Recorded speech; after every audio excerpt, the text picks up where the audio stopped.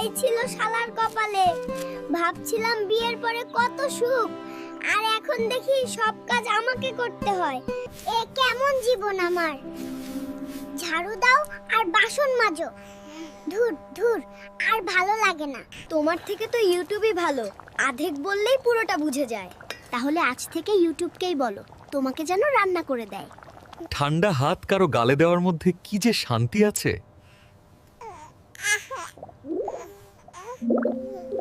মরিচ বাটা শেষ করে আমায় বড়ইগুলা ভর্তা বানাই দাও তো। আছি তো তোর হুকুম শোনার জন্য। আর ভালো লাগে না, সকাল দুপুর রাত 3 বেলায় মূলার তরকারি। চুপচাপ খেয়ে নাও, নলে কাল থেকে এটাও পাবে না।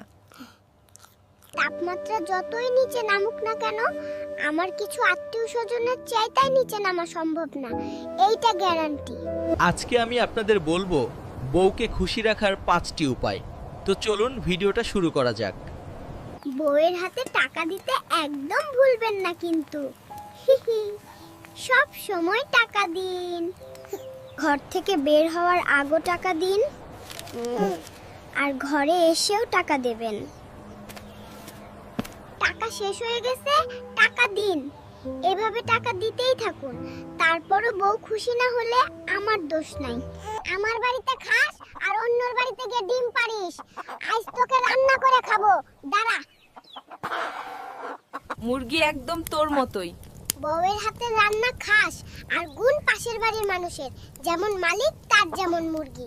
আমাদের এই ভিডিওটা কে কোন জেলা থেকে দেখছেন অবশ্যই কমেন্টে জানাবেন, আর ভিডিওটা ভালো লাগলে লাইক কমেন্ট সাবস্ক্রাইব করে পাশে থাকবেন। ধন্যবাদ।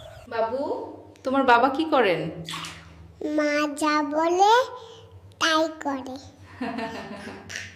প্রতিদিন একই খাবার, ভালো লাগছে না। ঠিক আছে, কাল থেকে এটাও আর পাবে না।